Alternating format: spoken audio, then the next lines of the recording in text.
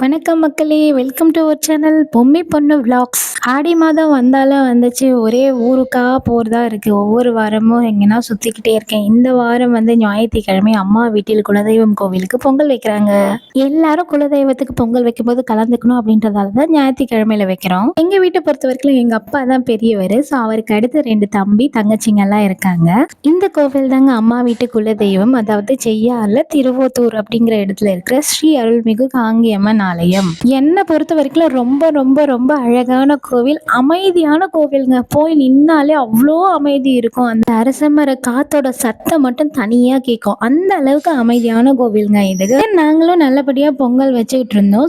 சுத்தியும் நிறைய பேர் வச்சுக்கிட்டு இருந்தாங்க. ரொம்பவே சந்தோஷமா இருந்தது அவங்க எல்லாம் பார்க்கும்போது. பொங்கல் வச்சு முடிச்சுட்டு மாவிளக்கு ரெடி பண்ணணும். ஏன்னா ஒவ்வொரு பொங்கல் வைக்கும் போது மாவிளக்கு கூட சேர்ந்து வைக்கணும். அதுதான் ஐதீகம்னு சொல்லுவாங்க. எனக்கு ரொம்ப பிடிச்ச 2 சித்திஸ் 2 பேருமே இங்கதான் பொங்கல் வச்சுட்டு இருக்காங்க. ஃபர்ஸ்ட் சித்தி இவங்க என்ன அழகா எடிடி அப்படின்னு சொல்லிட்டு சொன்னாங்க. ஓகே சித்தி நானும் சொன்னேன். நீ ஒரு என்னோட சித்தப்பா, இவங்கெல்லாம் என்னோட தம்பி தங்கச்சிங்க, எல்லாருமே படிச்சுக்கிட்டு இருக்காங்க அண்ட் வேலையும் செய்யறாங்க ஒருத்தவங்க. இது லாஸ்ட் சித்தப்பாவும் சித்தியும் அண்ட் பக்கத்துல எங்க அப்பா இருக்காரு. பொங்கல் ஒரு வழியா முடிஞ்சது. லாஸ்டா ஒரே ஒரு பொங்கல் மட்டும் தான் இருந்தது, அது முடிஞ்சது. இதுலயும் என்ன வழக்கம்னா அம்மா வீட்டு பொங்கல்லாம் எரமட்டை, அதாவது இந்த சாணி காய வச்சு செய்வாங்க இல்லைங்களா, அதுல செய்யறது. அதுவே மாமியார் வீட்டுல செய்யும்போது விறகு வச்சு செய்யணும் பொங்கல். இதுலயே நிறைய முறைகள்லாம் இருக்கு. முன்னாடி படைச்சவங்க யாரோ பிரசாதம் கொடுத்தாங்கன்னு என்ன விட்டுட்டு தனியா ஒருத்தர் பிரசாதம் சாப்பிட்டுட்டு இருக்காங்க. குளிடா கொஞ்சம் எடுத்துட்டு ஓடுறான் இவன், தரவே மாட்டேன்னு சொல்லிட்டு. அட பாவி நினைச்சுக்கிட்டேன். அதுக்கப்புறம் என்னோட ஹஸ்பண்ட் கிட்ட இருந்து கொஞ்சம் ஆட்டையை போட்டு வாயில போட்டுக்கிட்டேன். இப்பதான் என் பையனை கவனிச்சேன், யாரோ இவனுக்கு இந்த ஜூஸ் வாங்கி கொடுத்துருக்காங்க. யார் இந்த கல்பிரேட்னு தெரியல. இந்த 10 ரூபாய் ஜூஸ் எல்லாம் வாங்கி கொடுக்காதீங்கன்னு எத்தனை தடவை சொல்றது. அது ஜூஸே கிடையாதுங்க, வெறும் கெமிக்கல் கலந்த தண்ணி தான். ஸோ இது கிட்ஸுகள் யாருமே குடிக்க கூடாதுங்க. குடிக்கிறவங்க அவங்களோட உடம்புக்கு தான் கெடுதல். இது அவன் விளையாட்டுத்தனமா இருக்கும்போது வாங்கி தூர கடாசிட்டேன் நானும். ஸோ அவன்கிட்ட இருந்து பிடுங்கும்போது அவனுமே கஷ்டப்படுவான், அழுவான் தான், அடம் பிடிப்பான் தான். அதையெல்லாம் தாண்டி தான் நம்மளும் குழந்தைங்களை வளர்க்கணும். ஒரு வழியா பொங்கல் எல்லாம் முடிச்சு எல்லா பொங்கல் மாவிளக்கு எல்லாத்தையும் பூஜை சாமா எடுத்துக்கிட்டு கோவில் உள்ள வந்துட்டோம். நிறைய கூட்டம். ஒவ்வொருத்தரா பொங்கல் முடிச்சுட்டு வச்சுட்டு வரவங்களாம் பூஜை பண்றதுக்கு லேட் ஆகிட்டே இருந்து. இங்க பாருங்க, இவ்வளோ பேர் படைச்சிட்டு போயிருக்காங்க. கீழே அவ்வளோ வாழைப்பழம் வெத்தலை பாக்கு இருக்கு. இன்னும் படைக்க வேண்டியவங்களும் நிறைய பேர் இருக்காங்க. ஏன்னா இதே ஆடி மாதத்துல தான் பச்சை படைக்கிறவங்களும் வருவாங்க. அப்படின்னா என்னன்னு கேட்குறீங்களா? ஸோ மாசமா இருக்கவங்க, அதாவது ப்ரெக்னென்ட் லேடிஸ், நம்ம வீட்டுக்கு வரவங்க, இந்த குலதெய்வத்துல இருக்கவங்க நம்ம வீட்டுக்கு வர மருமகள்கள் மாசமானா 5, 7, 9 அந்த மாதங்களை பச்சை படைக்கிறோம் அப்படின்னு வேண்டிப்பாங்க. அவங்களுக்கும் இது நல்ல வளகாப்பு செய்கிற மாதிரி அலங்காரம் பண்ணி வளையல் சேலெல்லாம் கொண்டு வந்து சாமிக்கு சாத்திட்டு பூஜை பண்ணி சாப்பாடு எல்லாம் போடுவாங்க. அதான் பச்சை படைக்கிறது.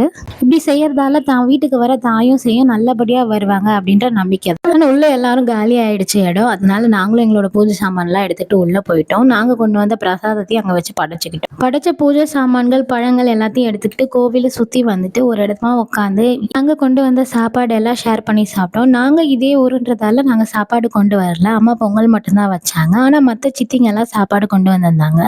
ஒரு சித்தி பாண்டிச்சேரியிலேருந்து வந்திருக்காங்க, ஒரு சித்தி கொடுங்காலூர்லேருந்து வந்திருந்தாங்க. சக்கரை பொங்கல், சுண்டல் அண்ட் புளி சாதம், புதினா துவையல், வெஜிடபிள் ரைஸ்ன்னு எல்லாமே கொண்டு வந்திருந்தாங்க. ஆனால் அம்மா கூழ் படைச்சிருந்தாங்க வீட்டில். அந்த கூழை கொண்டு வந்து எல்லாருக்குமே கரைச்சி கொடுத்தாங்க. அதே போல் கருவாட்டு குழம்பும் பொங்கலும் கொண்டு வந்தாங்க. இதெல்லாம் படைச்சது தான். அம்மா செய்கிற கூழுக்கும் கருவாட்டு குழம்புக்கும் எல்லாருக்குமே வீட்டில் இருக்கவங்க தனி பிரியம் தான். ஸோ எனக்கு உனக்குன்னு போட்டுட்டு குடிச்சு காலி பண்ணியாச்சு. எல்லாரும் ஒரு வழியா இருக்கிறது எல்லாத்தையும் ஷேர் பண்ணி சாப்பிட்டோம். என் அத்தைக்கு மட்டும் ஸ்பெஷலா பிரியாணி வாங்கிட்டு வந்து கொடுத்தாருந்தாங்க.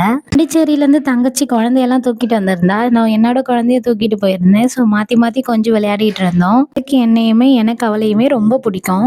இதே கோவிலில் இன்னொரு அழகான விஷயம் இருக்குது. இதை பாருங்க, கோவில் செவுத்து மேலங்க இது இவ்வளோ அழகா பெயிண்டிங் பண்ணியிருக்காங்க. அதெல்லாம் பெயிண்டிங் மட்டும் இல்லைங்க, கோவிலோட வரலாறும் கூட. ஸோ அந்த இடத்துல வாழ்ந்துட்டு வர மக்களை எல்லாம் திருடர்கள் ரொம்பவே தொந்தரவு பண்றாங்க. அதை பார்க்க முடியாம அம்மன் சுயம்புவா எழுந்து எல்லா திருடர்களையுமே தண்டிக்கிறாங்க. சூலாயுதத்தை எடுத்து கண்களை குத்தி குருடாக்கிறாங்க. அதே திருடர்கள் மன்னிப்பு கேட்கும் போது பக்தர்களா ஏத்துக்கிறாங்க. எல்லாரும் சேர்ந்து காங்கியம்மனுக்கு கோவில் கட்டி வணங்குறாங்க. இதான் ஸ்டோரி. நம்ம வீடியோஸ் பிடிச்சவங்க மறக்காம சப்ஸ்கிரைப் பண்ணிக்கோங்க மக்களே. லைக் பண்ணுங்க, ஷேர் பண்ணுங்க, கமெண்ட் பண்ணுங்க. Bye bye.